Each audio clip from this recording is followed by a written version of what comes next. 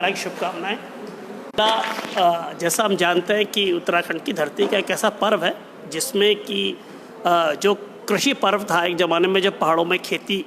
में लोग अनुमान लगाते थे कौन सी फसल अच्छी हो, उसके लिए हरेला में 9 दिन पहले बीज बोए जाते थे और जो सबसे अच्छी जिस फसल की उम्मीद थी उसको लगाया जाता था। तो धाद में हमने इस हरेला के पर्व के साथ कुछ प्रयोग कर रहे थे 2010 में शुरू, और वो प्रयोग ये था कि हमने सोचा कि जब शहरों में इतनी बड़ी आबादी निकली है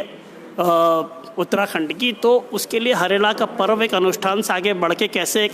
सामाजिक प्रयोग हो सकता है। तो हम लोगों ने हरेला में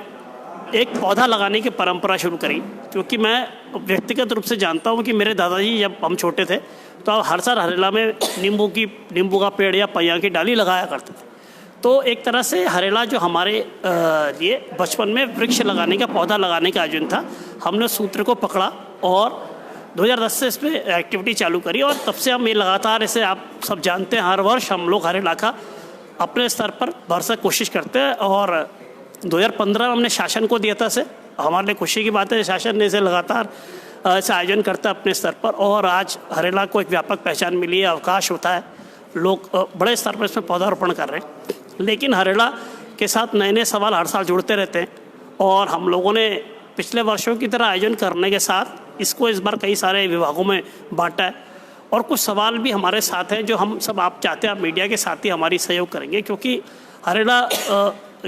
उत्तराखंड की कृषि का एक पर्व है, लेकिन उत्तराखंड की कृषि भूमि पिछले 20 वर्षों में लगातार कम हुई है और हमारे गांव लगातार उजड़े हैं। हज़ारों की संख्या में गांव आज वीरान हो गए हैं, ये बड़ी संख्या में लोग पलायन कर रहे हैं और करने वाले हैं।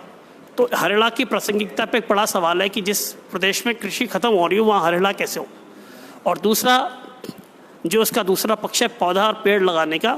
उसको लेकर के भी आप देखेंगे कि तमाम देहरादून का जो फैलाव है उसमें लगातार पेड़ काटे जा रहे हैं, चाहे मोंड का एरिया हो, चाहे कनाट प्लेस हो, बहुत सारी जगह पेड़ काटे जा रहे हैं और बहुत नृशंस तरीके से काटे जा रहे हैं, बिना एक सामाजिक सहमति के, बिना सामाजिक प्रभाव के। जबकि हम पेड़ लगाने की अपील तो दुनिया से कर रहे हैं, लेकिन जब काट रहे हैं उनको तो एक तरफा फैसले हो रहे हैं। तो हमको लगा कि हरेला का इस बार जो स्वागत है हम सब करेंगे। हम हरेला का उत्सव भी मनाएंगे, क्योंकि हमारे लिए हरेला उत्सव भी है पौधा लगाने का, लेकिन उसके स्वागत और सवाल के साथ कुछ आयोजन करेंगे।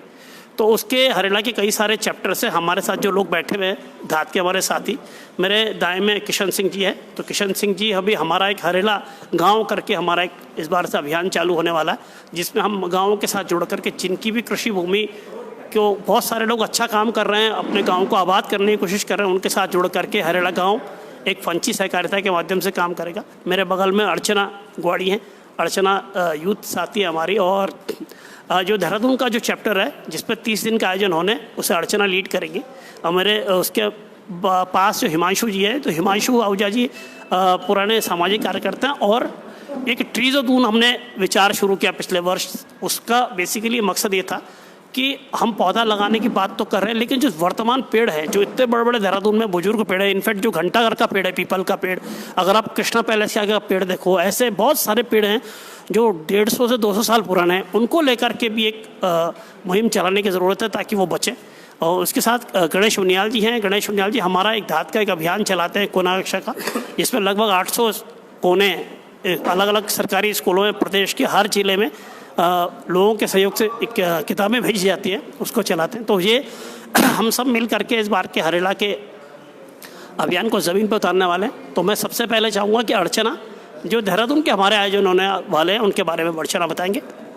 धन्यवाद सर, और नमस्कार आप सभी को। धाद की ओर से मैं अर्चना। जैसे 2016 के बाद से हम सभी जानते हैं कि धाद ने हालांकि धाद 2010 से हरेला हम लोग मनाते आ रहे थे प्रदेश में, लेकिन 2016 के बाद से हमने इस कार्यक्रम को और विविध बनाने के लिए पूरे 1 महीने भर का कार्यक्रम करने की शुरुआत करी,